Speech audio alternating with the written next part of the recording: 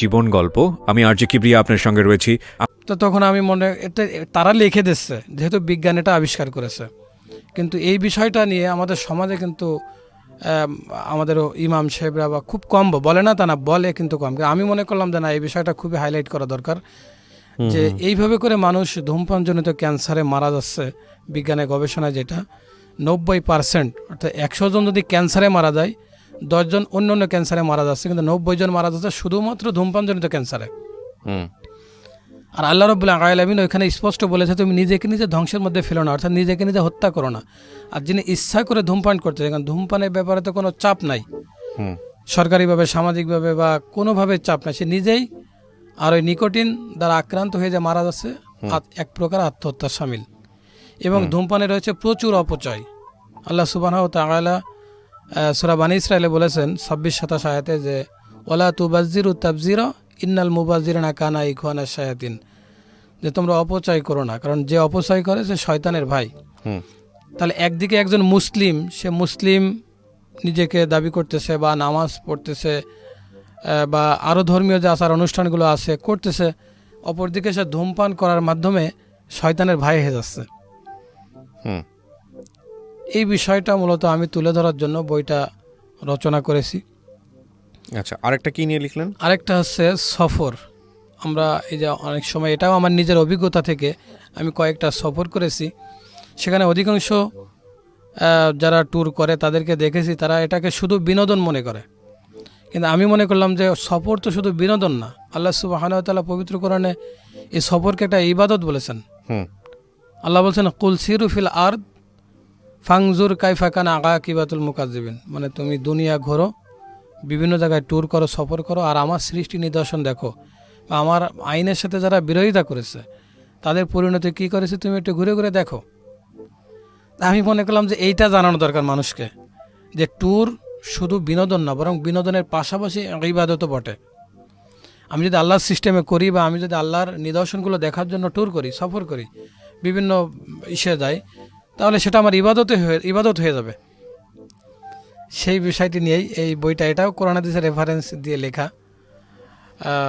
এটাই হচ্ছে 3টা বই রচনা করেছি। এরপরে আলহামদুলিল্লাহ আমি RTVতে আলোচনা করেছি গত বছর রমজানে, সেখানে আলোচনা করেছি। এখন একটা মসজিদে আছি, মসজিদের খেদমতে আছি, আমাদের ইমামতি। আচ্ছা, এটা কত বছর ধরে করছেন? এটা 3 বছর রানিং। ওকে। আর এর আগে আমাদের গ্রামের যে মসজিদগুলো ছিল সেখানে করতাম। মানে আমি, আপনার এই পেশাই দিয়ে আপনার পরিবার চলে? ইমামি পেশা দিয়ে পরিবার চলে এখন এটা দিয়ে চলতেছে। আপনার যদি বলতে সমস্যা না থাকে, আপনি এই যে 3টা বই লিখেছেন, আপনি পাশ করেছেন কত পর্যন্ত? আলিমের পরে পড়াশোনা কামিল মাস্টার্স। কামিল মানে মাস্টার্স। মাস্টার্স পড়ে আপনি গ্রামের একটা মসজিদে ইমামতি করেন? এখন গ্রামের বাইরে, মানে গ্রাম বলতে কি খুব শহরও তো না? না না, গ্রামেই। গ্রামেই বলা চলে, উপশহর জাতীয়। জি জি। কত টাকা মাইনে পান আপনি, যদি কিছু মনে না করেন? 7,000 টাকা। এটা দিয়ে আপনার সংসার চলে? আলহামদুলিল্লাহ। আপনার সংসারে কে কে আছে? আমি আছি, আমার আব্বা আছে, আমার স্ত্রী আর 2টো সন্তান ছোট। এই 7,000 টাকা দিয়ে সবার হয়ে যায় পড়াশোনা? ছেলেমেয়েদের বয়স কত? 4.5 বছর আর 1.5 বছর। হয়ে যায় আলহামদুলিল্লাহ, আল্লাহ চালাচ্ছে। গ্রাম অঞ্চলের ইমামদের তো এইভাবে করেই বেতন হয়। তারপরে অপেক্ষায় থাকে কবে রমজান মাস আসবে, কবে একটা স্পেশালি হবে। এবং সেই ইমামের বেতন তুলতে গিয়েও দেখা যায় 3 খুতবায় লোকজনকে বলতে হয়, হ্যাঁ বিশেষ দাওয়াত দিতে হয়। আলহামদুলিল্লাহ। আচ্ছা, এত সন্তুষ্ট থাকেন কিভাবে? আমি সরি টু সে, মানে আমি জাস্ট আপনাকে জিজ্ঞেস করছি যে আল্লাহ আপনাকে এভাবেই হয়তো রুটি রুজি আপনার নির্ধারণ করে রেখেছেন। আপনার চেয়েও খারাপ অবস্থানে মানুষ আছে না? আবার আপনার চেয়ে তো অতুলনীয় ভালো অবস্থানে মানুষজন আছে। তো আমি আপনার কথাটাই জানতে চাই যে এই যে আপনি জ্ঞান অন্বেষণ করলেন, এত কষ্ট করে হলেও আপনি মাস্টার্স পাস করেছেন, এটা তো রীতিমতো অসাধ্য সাধন করা। আপনার যে ইচ্ছা ছিল, সেই ইচ্ছার জায়গায় যদি আপনি উপযুক্ত পরিবেশ পেতেন, আল্লাহ না জানি আপনাকে কোথায় নিত। 1 আর 2 নম্বর হচ্ছে, আপনি এত কিছু করার পর আপনি 3টা বই লিখেছেন, খুব চমৎকার 3টা বই। তো আপনার নিজের কখনো ফ্রাস্ট্রেশন কাজ করে না, হতাশ হন না আপনি যে আপনার এই যে যোগ্যতা, সেই যোগ্যতা অনুসারে আসলে এমন একটা জায়গায় সৃষ্টিকর্তা আপনাকে দিল, এটার ইনসাফ হলো কিনা? কখনো মনে হয় না এটা? অবশ্যই হয়, কিন্তু আল্লাহ সুবহানাহু ওয়া তাআলার ইচ্ছার বাইরে তো আর ইচ্ছা করার কোনো সুযোগ নাই। দোয়া করি আল্লাহর কাছে, আপনারাও দোয়া করবেন যাতে আপনি আমার এই অনুষ্ঠানে যোগাযোগ করলেন কেন, মানে আসলেন কেন, বলার কি ইচ্ছা হলো, খায়েশ কেন হলো? আপনার অনুষ্ঠানগুলো আমি নিয়মিত দেখতাম, মূলত আপন ঠিকানা ও ওটা দেখে, এবং আমি প্রত্যেকটা ভিডিওতে কমেন্ট করতাম, এবং আচ্ছা। এমন এক পর্যায়ে হয়ে গেল যে মানে এত আকৃষ্ট হয়ে গেলাম আপনার এই অনুষ্ঠানগুলোর প্রতি, মানে আমার কাঁদতে কাঁদতে চোখে আর মানে পানি শেষ হয়ে শেষ যেত, হয়ে এরকম গেছে। একটা অবস্থা হয়ে যেত। ও। তখন আমি আর আপনাদের এই জীবনের গল্প মসজিদেও কিন্তু আমাকে নিয়ে আলোচনা হয়, জানেন, খুতবাতে আলোচনা। আমি বলি আপনি বলেছেন কিনা আমি জানি না, কিন্তু আমার কাছে এরকম অনেক ভিডিও এসছে যে মসজিদের মিম্বারে দাঁড়িয়ে ইমাম সাহেব এই আপন ঠিকানা নিয়ে কথাবার্তা বলতেছেন। আলহামদুলিল্লাহ, এটা তো কত বড় অর্জন আমার। জি, এইভাবে চিন্তা করলেন নিঃসন্দেহে এটা একটা বড় অর্জন। আলহামদুলিল্লাহ, এখন তো অনেক মাহফিলেও আপনাকে নিয়ে অনেক বক্তারা বলে বলে, এবং আমিও আলহামদুলিল্লাহ আমি এটা বলা হয়নি, আমি মাহফিলও করি। মাহফিলও করেন, জি, তো ওখান থেকেও আপনার কিছু পরিবার চালানোর জন্য কিছু হালকা কিছু হালকা হয় কিছু আর কি। আসে। আমি তো আর সেই ধরনের, আল্লাহ যেটুক দিচ্ছে আর কি চেষ্টা করি। আপনার সাথে কথা বলে আমার আধা ঘন্টা সময় আমার কাছে মনে হয়েছে আপনি অত্যন্ত বিনয়ী একজন মানুষ, এবং আমার খুব ভালো লেগেছে আপনি নড়াইল থেকে আসছেন এই আধা ঘন্টা গল্প বলার জন্য আমার কাছে। এটা তো আমার জন্য অনেক বড় সম্মানের। হ্যাঁ, আলহামদুলিল্লাহ। আল্লাহ আপনাকে কবুল করুক, এবং একই সাথে আপনার সন্তানদেরকে দিনদার করুক, আমিন। এবং যেই অর্জনই করেন না কেন, অভাব এমন একটা জিনিস, অর্থ কখনো অভাব দূর করতে পারে না, আমি এটা বিশ্বাস করি। অনেক অর্থ কামিয়েও একটা মানুষ অভাবে থাকতে পারে, আর অনেক অল্প অর্থ কামিয়েও একটা মানুষ মনে হতে পারে দিন শেষে যে আমার প্রচুর আছে, এত দিয়ে আমি কী করব। কি করব? এই অনুভূতির মধ্যে নিয়ে যাওয়াটাই হলো সবচাইতে সফলতা। তো আল্লাহ আপনাকে সেই সফলতার মধ্যে রাখুক, সেই দোয়া করি, এবং বেশি বেশি করে আপনাকে, আপনি যে রাস্তায় আছেন সেখানে খেদমত করার তৌফিক দান করুন। আমিন। অনেক ভালো থাকুন। হুজুর, শেষ করি তাহলে। আর কোনো কিছু কি বলার আছে চাইলে আপনি বলতে পারেন, আপনার এই অনুষ্ঠানটি রেডিওতে প্রচার হবে। জি, আমি বলতে চাই সেটা হচ্ছে, আমরা যেহেতু মুসলিম, আপনিও মুসলিম আলহামদুলিল্লাহ, এবং ভালো মুসলিম, আমি যেটা দেখি আপনার চেষ্টা করি। অনুষ্ঠানগুলো দেখে এবং আমি দোয়া করি আপনার জন্য, মোনাজাতেও আমি দোয়া করি, এবং অনেক মাশাআল্লাহ, কিছু মাশাআল্লাহ। বলি। হ্যাঁ, যে আলহামদুলিল্লাহ, আসলে এটা কত অসংখ্য পরিবার হারা মানুষ, একটা পরিবার সব কিছু আছে কিন্তু মা মারা গেছে। আমার কিন্তু মা মারা গেছে 2017 সালে, আমার মা মারা গেছে। এই জন্য পিতামাতা হারানো বেদনা আমরা জানি, কিন্তু চোখের সামনে মা বাপ মারা গেলেও বা আত্মীয় রিলেটিভ কেউ মারা গেলে অন্তত তার কবরটা দেখে সান্ত্বনা পাওয়া যায়।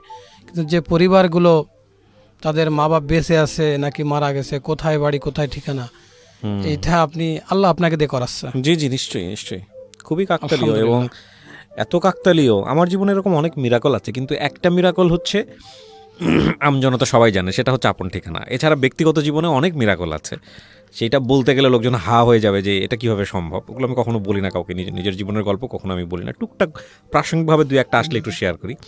বাট আপন ঠিকানা একটা দুর্দান্ত মিরাকল, এবং এ ব্যাপারে কোনো সন্দেহ নাই। কারণ আমার কাছে মনে হয় যে এটা তো হওয়ারই কথা ছিল না, কারণ যে অনুষ্ঠানে তাসলিমার যে অংশটুকু আমি প্রচার করেছিলাম, ওইটুকুতে কাকতালীয়ভাবে তাসলিমা কোথা থেকে হারিয়ে গিয়েছিল সেটা চলে আসছে, ওটা তো যাওয়ারও কথা না। তার 2 ঘন্টা পরে এরকম একটা ঘটনা ঘটে গেল, এবং সেটা আমাকে পথ দেখায় ফেলো যে না, এটা নিয়ে করা সম্ভব। এটা আমি চিন্তা করলেও বুঝি যে আসলে জানি না, আল্লাহ ভালো জানেন ভবিষ্যৎ কোন দিকে যাবে। দোয়া করবেন আপনারা, এটাই হচ্ছে বড় পাওয়া। সো প্রিয় দর্শক এবং শ্রোতা, আমরা আসলে খুব অল্প সময় কাটালাম আমাদের এই প্রিয় মানুষটার সাথে, যে নড়াইল থেকে এসছে। তবে একটা কথা না বললেই নয়, সেটা হচ্ছে যে দেখুন, কোনো মানুষের সংগ্রামী আসলে ছোট না। উনি আসলে যদি গিভ আপ করতেন, যে উনি ভ্যান চালিয়েছেন, ইট ভেঙেছেন, বিভিন্ন বই পড়েছেন, কিন্তু সবচেয়ে বড় কথা হচ্ছে আল্লাহকে দিনের পথে নিয়েছে, এবং উনি এখন একটা মসজিদের ইমাম, এবং খুব অল্প কিছু বেতনে ওনার সংসার চলে। তারপরে ওনার শুকর গুজারের যে ব্যাপারটা, সেটা ওনার মধ্যে আছে।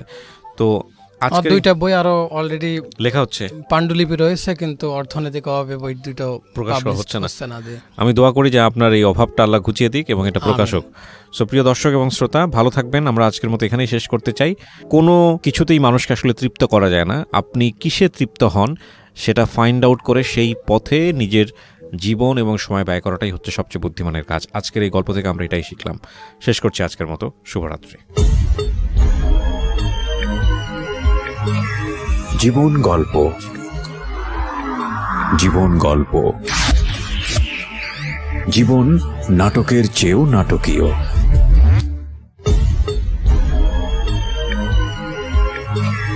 জীবন গল্প। জীবন গল্প। জীবন নাটকের চেয়েও নাটকীয়। Welcome back once again. প্রিয় শ্রোতা, আপনারা শুনছেন জীবন গল্প। আমি আরজে কিবরিয়া আপনার সঙ্গে রয়েছি। আমার এই অনুষ্ঠানগুলোতে যদি আপনি অংশগ্রহণ করতে চান, আমাদেরকে ফোন করবেন। আমাদের ফোন নাম্বারটি হচ্ছে 09611904904। আমি আবারও বলছি 09611904904।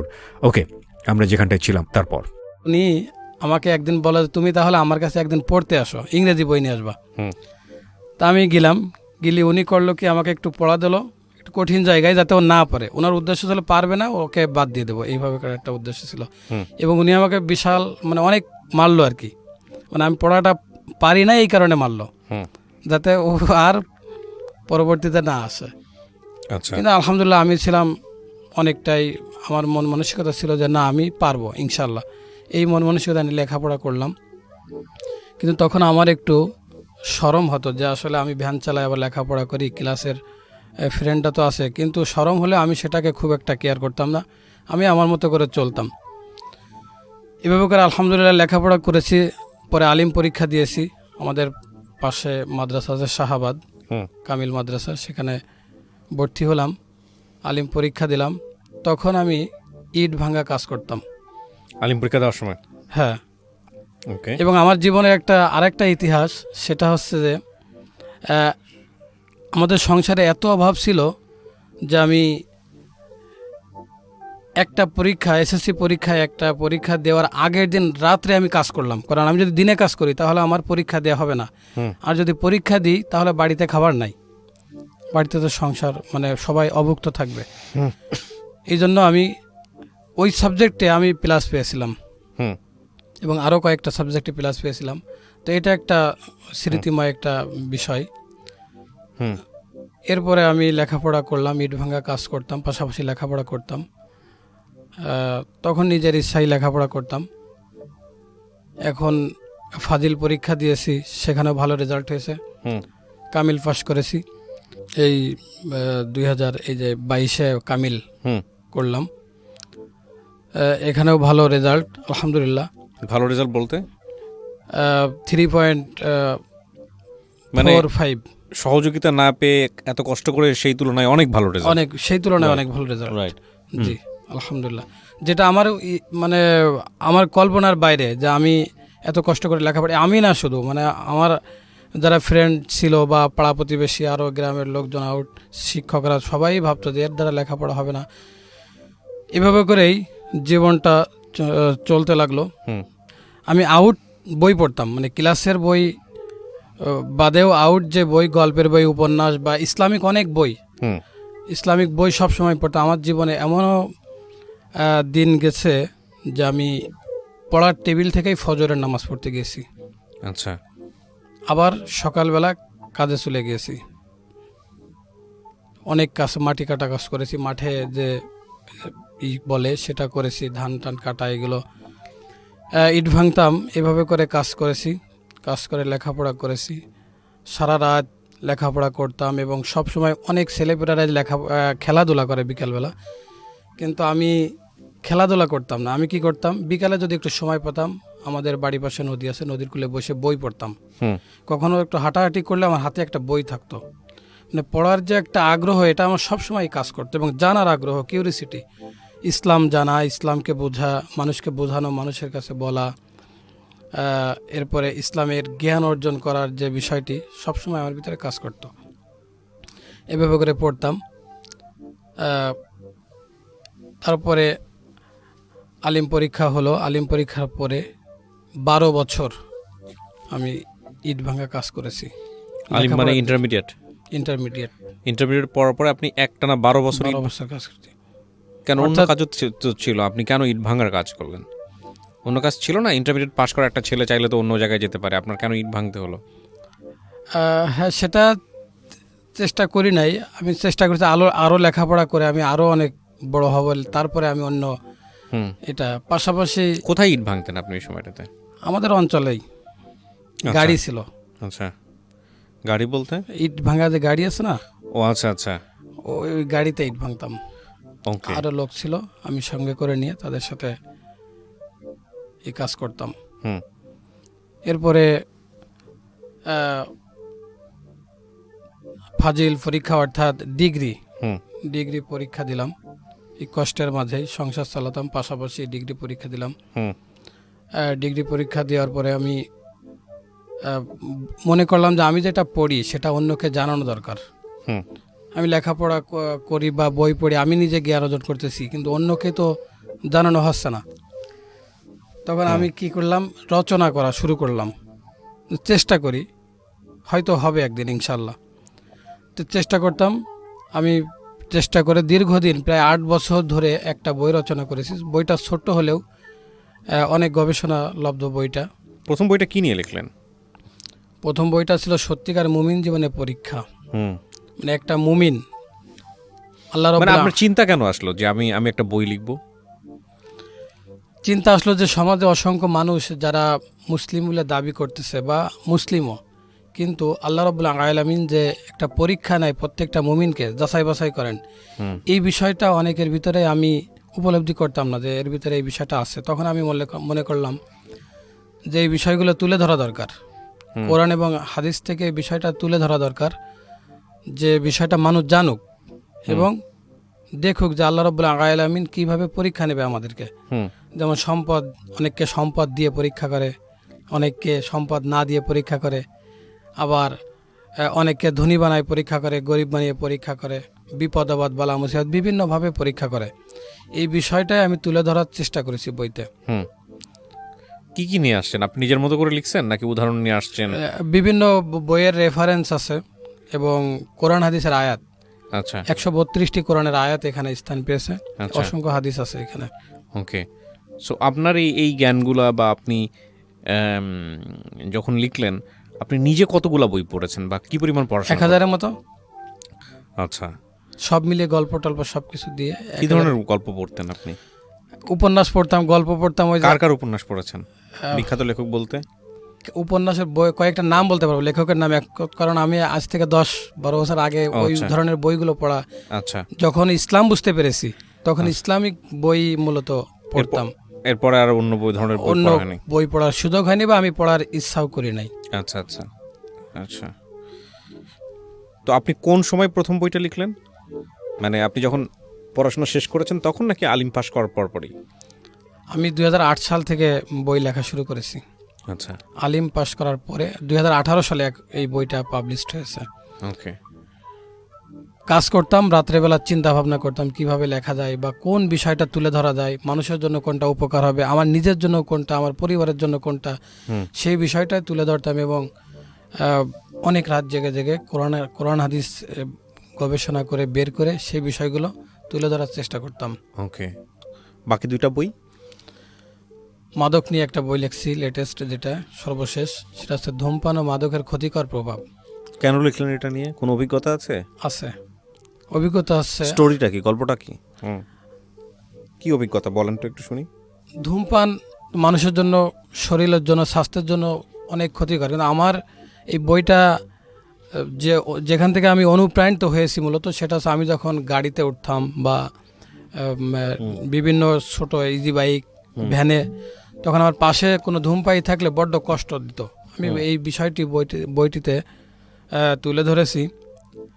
তখন আমি মনে করলাম যে এই ধূমপান সম্পর্কে মানুষকে সতর্ক করা দরকার। কারণ ধূমপান শুধু স্বাস্থ্যের জন্য ক্ষতিকর নিজের এমনটি নয়, বরং পাশে আমার পরিবারের যে সদস্যগুলো তারাও এই ধূমপানের নিকোটিন এবং টার নামক যে দুটো বিষ আছে এতে আক্রান্ত হচ্ছে। এবং এই ধূমপানের ব্যাপারে ইসলামও খুবই গুরুত্ব দিয়েছে না করার ব্যাপারে। তখন আমি চিন্তা করলাম যে এত মানুষ আজকে আধুনিক বিজ্ঞান বলতেছে ক্যান্সারে যত মানুষ মারা যাচ্ছে 90% মানুষ মারা যাচ্ছে ধূমপান জনিত ক্যান্সারে। এই মানুষগুলো কোরআনের একটা আয়াতের আলোকে, সূরা বাকারার 195 নম্বর আয়াতের আলোকে সে আত্মহত্যা করে মারা যাচ্ছে। ও, ইন্টারেস্টিং। তো এটা আপনার ফাইন্ডিং? এটাই আছে আমার এইখান থেকে যে এই মানুষগুলো আত্মহত্যা কিন্তু জেনে শুনে যেহেতু করছে সুতরাং এক ধরনের আত্মহত্যা করতেছে। কি আয়াত ওটা? 195 নম্বর, ওয়ালা তাকতুলু আইদিয়া লিন্নাস, আর তুমি নিজেকে নিজে ধ্বংসের মধ্যে ফেলে দিও না বা হত্যা করো না। আচ্ছা। তুমি নিজেকে নিজে হত্যা করো না। আজকে যে ধূমপান করতেছে, ধূমপানের গায়েও লেখা থাকে যে ধূমপান স্বাস্থ্যের বিষপান। জন্য ক্ষতিকর, ধূমপানে ধূমপান, বিষপান, বিষপান, হ্যাঁ। ধূমপানে মৃত্যু True. ঘটায়, ট্রু এভাবে যদি চিন্তা করি নাই। ধূমপান মৃত্যু ঘটায়, হুম। ধূমপানে ক্যান্সারের কারণ, আরো অনেক কিছু ইদানিং লিখতেছে।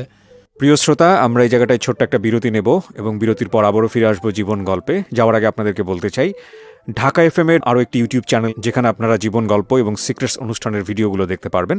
আমাদের এই চ্যানেলটি আপনারা সাবস্ক্রাইব করুন। আমাদের চ্যানেলটির ঠিকানা হচ্ছে www.youtube.com/ilovedhakafm ILOVE love DHAKAFM। চ্যানেলটিতে গিয়ে আপনারা সাবস্ক্রাইব করুন। আমার এই অনুষ্ঠানগুলোতে যদি আপনি অংশগ্রহণ করতে চান, আমাদেরকে ফোন করবেন। আমাদের ফোন নাম্বারটি হচ্ছে 09611904904। আমি আবারও বলছি 09611904904। ওকে, ছোট্ট একটা বিরতি। জীবন গল্প, জীবন গল্প, জীবন নাটকের চেয়েও নাটকীয়। এই অনুষ্ঠানটি শ্রোতাদের জীবন গল্প ভিত্তিক অনুষ্ঠান। এই অনুষ্ঠানে শ্রোতারা স্বেচ্ছায় নিজেদের জীবনের গল্প বলেন। শ্রোতারা যা এখানে বলেন তা সরজমিনে ইনভেস্টিগেটেড নয়, সুতরাং সেদিক থেকে বিশ্বাস অবিশ্বাস একান্তই আপনার নিজের। সম্পূর্ণ বিনোদনমূলক এই অনুষ্ঠানটি আমাদের ব্যক্তিজীবনে কখনো কখনো শিক্ষণীয় ভূমিকা রাখে। এই অনুষ্ঠানে যারা আসেন স্বেচ্ছায় অংশগ্রহণ করেন। এই অনুষ্ঠানে কনফেস করবার পরে কিংবা জীবন গল্প বলবার পরে তার ব্যক্তি ও সামাজিক জীবনে কোনো বিরূপ প্রভাব পড়লে সেটার জন্য রেডিও কর্তৃপক্ষ দায়ী নয়। জীবন গল্প, জীবন গল্প, জীবন নাটকের চেয়েও নাটকীয়। আসসালামু আলাইকুম প্রিয় দর্শক এবং শ্রোতা। দর্শক বলছে আসলে ইউটিউবে আমাদের এই গল্পটা আপনারা অনেকেই দেখেন সেই অর্থে, এবং শ্রোতা তো আসলে রেডিওর তো শ্রোতাই হয়। তো সপ্তাহান্তে আমি আরজে কিবরিয়া আপনাদের সবাইকে আমন্ত্রণ জানাচ্ছি জীবন গল্পের আরও একটি অনুষ্ঠানে এবং আরও একটি পর্বে। আমি কথা বাড়াবো না, শুরুতেই আমার সঙ্গে যিনি আছেন তার সঙ্গে একটু পরিচিত হব। কি নাম আপনার? মোহাম্মদ হেদায়েত হুসাইন। হেদায়েত হোসাইন, এটা বাবা মায়ের দেয় নাম। বাবা এবং আপনার বয়স বর্তমানে 32। থাকছেন কোথায়, মানে জেলা কোথায়, জন্ম জেলা? নড়াইল। নড়াইল থেকে আসছেন এই গল্পটা বলার জন্য? জি, নড়াইল থেকে আসছি। নড়াইল মানে আপনাদের এই যে মাশরাফির এলাকা? জি, আচ্ছা, পাশাপাশি ইউনিয়ন। পাশাপাশি ইউনিয়ন। নড়াইল এক্সপ্রেস। জি, এলাকার উন্নতি কেমন হচ্ছে মাশরাফি ভাই দায়িত্ব নেওয়ার পরে? আলহামদুলিল্লাহ আচ্ছা, আছে ঠিক আছে। মোটামুটি আর কি। জি, চলেন শুরু করেন যেখান থেকে বলতে ইচ্ছে করে, যেভাবে বলতে ইচ্ছে করে। ছোটবেলা থেকেই শুরু করি আমরা। জি আমি তখন ক্লাস 3-তে পড়ি। জি। আমার আব্বা নৌকা চালাতো। তখন নৌকায় চালাতে আব্বা আমাকে সাথে সাথে নিয়ে যেত, কারণ সংসারে তখন অনেক অভাব অনটন ছিল। নৌকায় মালামাল যাতায়াত নেওয়া করতো আর কি। যাতায়াত মানে মহাজনদের যে মাল, এটা এক জায়গা থেকে আর এক জায়গায় আনা নেওয়া করতো। আব্বা আমাকে সাথে নিয়ে যেত। আপনি ভাই বোনদের মধ্যে কি আপনি বড় ছিলেন সবার? আমি আছে ভাই বোনদের ভিতরে 6 নম্বর আর ভাইদের ভিতরে 2 নম্বর। তো আপনাকেই নিত আপনার? আমাকে নিত, আমার বড় ভাই ছিল সাথে। আপনাকে নিত সাথে সাথে? আমাকে সাথে নিত। তো আমার মনের ভিতরে একটা কাজ করতো যে আমি ক্লাস 3-তে, অর্থাৎ 90-এ আমার জন্ম। হুম যখন 3-তে তখন আছে 98, অর্থাৎ আমার বয়স তখন 8 বছর। হুম। তো লেখাপড়ার যে বিষয়টা আমার মাথার ভিতরে অনেক কাজ করতো যে আমি তো লেখাপড়া করতে পারতেছি না, আব্বার সাথে এভাবে কাজ করতে হবে। কিন্তু সংসারে কাজ না করলেও তো সংসার চলা অনেক কষ্ট হয়ে যেত আর কি। হুম এভাবে করেই 5ম শ্রেণী পর্যন্ত লেখাপড়া করলাম। হুম 5ম শ্রেণী পর্যন্ত লেখাপড়া করার পরে লেখাপড়া আর হলো না এই কারণে তখন আমার আব্বা নৌকাটা বিক্রি করে দেয়। নৌকাটা বিক্রি করে দেওয়ার পরে তখন আমার আব্বা করে কি, সংসারে যেহেতু আমরা ভাই বোন ছিলাম অনেকগুলো, হ্যাঁ 11 জন ভাই বোন ছিলাম আমরা, 6 ভাই এবং 6 বোন আর 5 ভাই। হুম ভাই বোনদের ভিতরে আমি ছিলাম 6 নম্বর এবং বোনরা ছিল বড়। 2 জন বোন আমার ছোট, বাকি সবাই বড়, যার কারণে সংসারে হাল ধরার মতো আমার আব্বা আর আমার বড় ভাই ছিল, এই 2 জন। কিন্তু বড় ভাই ছিল কি একটু পাজি টাইপের, গ্রামে আর কি। আর ছেলেপেলে যেভাবে অনেক সময় হয়ে থাকে যে বাপ মার কথা শোনে না বা এদিক ওদিক চলে যায়, এইভাবে করে। আমার আব্বা ছিল বৃদ্ধ। তোমার আব্বা করলো কি, আমাকে একটা ভ্যান কিনে দিল। আমি ক্লাস 5 থেকে বৃত্তি পরীক্ষা দিয়েছিলাম, আমার মেধাও তখন বেশ ভালো ছিল আলহামদুলিল্লাহ। সেইভাবে করে আমি আব্বা আমাকে একটা ভ্যান কিনে দিল সংসারে হাল ধরার জন্য, এবং সংসারে ছিলাম 11 জন সদস্য, আমার বাপ মা এবং ভাই বোন দিয়ে। আমার বোন 2টার তখন বিয়ে হয়ে গেছিল। সেভাবে করে আমি লেখাপড়ার বিষয়টা আমার খুবই কাজ করতো, আমার ভিতরে কিউরিসিটি থাকতো যে আমি কিভাবে লেখাপড়া করব। এভাবে করে তো আমার জীবন চলবে না, বা এটা তো আমার ফিউচারের জন্য কোনো কিছুই আমার সেইভাবে ভালো কিছু হবে না। তখন আমার আব্বা একটা ভ্যান কিনে দিল। ভ্যান কিনে দেওয়ার পরে যখন ভ্যান কিনে দিল তখন আপনার বয়স কত? তখন আমি 5 পাস করেছি, মানে 10-11 বছর এরকমের, 11-12 হবে। 11-12 বছর বয়সে আপনি ভ্যান টানতেন? তখন তো পাই, মানে এই যে এক প্যাডেল মেরে, হাফ প্যাডেল হয়তো। হ্যাঁ, এখন তো এই যে মোটর, কিন্তু তখন তো এটা ছিল না। হ্যাঁ পায়, কিন্তু এটা তো ফুল প্যাডেল হওয়ার কথা না আপনার আয়তন অনুযায়ী। ছোট মানুষ যেভাবে চালাতে হাফ হয়, প্যাডেল দিয়ে আপনার লোকজন চড়তো আপনার ভ্যানে? চড়তে চাইতো না, কাছে কাছে চালাইতাম, কাছে অনেক দূরে, হ্যাঁ অনেক দূরে যাওয়া হতো না, কাছে কাছে যাইতাম। সেভাবে করে তখন আমি একটা কাজ করতাম, সেটা হচ্ছে আমি সারাদিন ভ্যান চালিয়ে 20-30 টাকা যদি আয় করতাম, তাহলে আমি 10 টাকার বই কিনতাম। কি আমার লেখা গল্পের বই, গল্পের বই, আচ্ছা, উপন্যাস, বাংলা উপন্যাস, গল্পের বই, এই ধরনের বিভিন্ন গল্পের বই আমি, মানে পড়ার প্রতি আমার সবসময় একটা তুমুল আগ্রহ ছিল। আর 10 টাকা দিয়ে কী করতাম, 20 টাকা আয় করলে 10 টাকা 8-10 টাকার বই কিনতাম, আর 8-10 টাকার চাউল কিনে আনতাম। এবং আমাদের সংসারে এত অভাব ছিল যে আমার দিকেই সবাই তাকিয়ে থাকতো যে কখন ও আয় করে 1-2 কেজি চাউল আনবে, আমি তখন রান্না করে বাড়ির সবাই খাবে, এরকম একটা পরিবেশ ছিল। বাবা তখন কিছুই করতো না? বাবাই মাঠে কাজ করতো হালকা। ওই আপনার আয়ের উপরেই? হ্যাঁ, আমার আয়ের উপরেই মূলত সংসার চলতো। বড় ভাই হালকা করতো, কিন্তু সেটা আসলে উল্লেখযোগ্য ছিল না। তো এইভাবে করে আমি ক্লাস 5ম শ্রেণী পাস হওয়ার পরে 3 বছর আমি এইভাবে করে ভ্যান চালালাম। এটা বাধ্য, ইচ্ছাই হোক অনিচ্ছাই হোক, চালাতে হলো আর কি, সংসারের চালানোর খাতিরে। এরপরে আমি আমার যে ফ্রেন্ডগুলো ছিল পাড়া প্রতিবেশী, তাদেরকে বললাম যে দেখ, তোরা লেখাপড়া করিস, আমরা একসাথেই চলাফেরা করে, আমিও তো লেখাপড়া করার আমার অনেক ইচ্ছা আছে, তা তোরা যদি আমাকে এই ব্যাপারে একটু হেল্প করিস, তাহলে আমি হয়তো আবার আমি লেখাপড়া করতে পারবো, আমার জীবনটাকে সুন্দর করে সাজাতে পারবো। কিন্তু আসলে বিষয়টা ছিল কি, আমি যে পরিবেশে ছিলাম, এই পরিবেশে লেখাপড়াটা খুবই ডিফিকাল্ট ব্যাপার ছিল। একদিকে যেমন সংসারের পুরো ভারাপন ছিল আমার উপর, সংসারের দেখাশোনা, অপরদিকে আবার ভ্যান চালিয়ে লেখাপড়া করাটাও অনেক কঠিন বিষয়। স্কুলে যেতেন না আপনি সেই সময়টা? তো লেখাপড়া 5ম শ্রেণী পর্যন্ত মাঝে মাঝে স্কুলে যেতাম, কিন্তু এরপরে আর যাওয়া হয়নি। না, সেটাই বলছিলাম যে স্কুল তো যেতেন না, আপনি বই কিনতেন, গল্পের বই, তো নিজের মতো করে সময় পড়ে নিলেই হতো। জি, তেভাবে করে আমার পাশের বাড়ি একটা কাকা ছিল, তিনি আমাদের মহল্লা যে ছেলেপেলে এনাদেরকে লেখাপড়ার ব্যাপারে উৎসাহিত করতেন, দেখাশোনা করতেন। আমি তাকে বললাম একদিন যে কাকা, আমি তো এভাবে লেখাপড়া করতে চাই, আমার জীবনটা তো এইভাবে করে চলবে না, বা ভবিষ্যতের জন্য আমার তো কোনো কিছুই হবে না, তা আপনি যদি আমার আব্বাকে বলে একটু এই বিষয়টা একটু করতে পারেন, যাতে আমাকে লেখাপড়ার সুযোগ দেয়। তো তিনি বলতে চাইতো না, কারণ এটা ছিল সম্পূর্ণ একটা অসম্ভব ব্যাপার। কিন্তু আমি মনে করতাম যে অসম্ভব বলতে আসলে মানুষের সব কিছুকে অসম্ভবকেই সম্ভব করা অনেক সময় এটা ইচ্ছার উপরে ডিপেন্ড করে, সম্ভব এটা। তখন এইভাবে করে 2008 সাল পর্যন্ত আমি ভ্যান চালালাম। এরপর আমাদের পরিবার থেকেও লেখাপড়ার ব্যাপারে কোনো সহযোগিতা তো ছিলই না, আর অনুৎসাহিত করতো। আমার আব্বা মাঝে মাঝে আমার মাকে বলতো যে ছেলে তো এইভাবে করে লেখাপড়া করে বেড়াচ্ছে, তো ওকে বিয়ে দিয়ে দাও, যাতে ও আর এই বিষয়টা, মানে হয়তো বা বিয়ে করার জন্য মনে হয় এরকমের বলতেছে, বা এদিকে এলোমেলো কথাবার্তা, এটা ভাবতো, আমার আব্বা ভাবতো, কিন্তু আমার মনের ভিতরে তো বিষয়টা সেরকম ছিল না। তখন আমাদের গ্রামে একটা মাদ্রাসা আছে, এই মাদ্রাসা আমাদের গ্রামে ছিল তখন।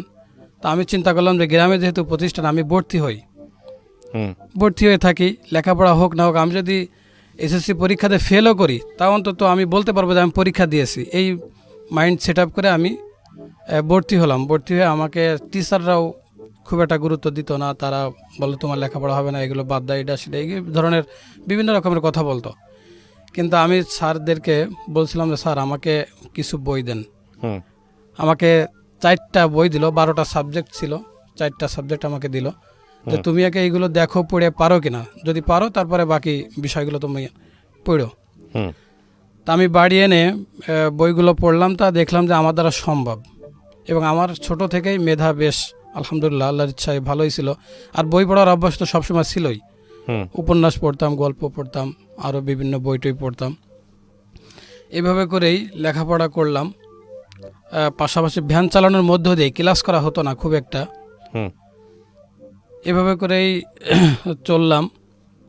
বাকি সাবজেক্টগুলো পরে আনলাম, পরীক্ষা, এসএসসি পরীক্ষা হলো। আলহামদুলিল্লাহ আমার যে রেজাল্ট হয়েছিল সবাই প্রশংসা করলো। 4.31 এসএসসিতে আউট অফ 5। Out of 5। কোন সালে আপনি এসএসসি? 2012। বাহ। 12তে তারপর পরীক্ষা দিলাম, দিয়ে যখন দেখলাম যে আমার রেজাল্ট তো ভালো এবং আলহামদুলিল্লাহ শিক্ষকরাও প্রশংসা করতেছে, আমাকে উৎসাহিত করতেছে, তখন উৎসাহিত করতেছে। কিন্তু এর আগে সবাই আমাকে, এমনকি আমার লেখাপড়া বাতিল করার জন্য, যাতে ও লেখাপড়া করতে না পারে, এই জন্য আমাদের ওই যে কাকাকে বলছিলাম যে আপনি আমাকে একটু আব্বাকে বলে একটু দেখেন আমাকে লেখাপড়া করানো যায় কিনা। উনি একটা পদ্ধতি যেটা আমার স্মৃতি হয়ে সব সময় গেঁথে রয়েছে এবং থাকবে।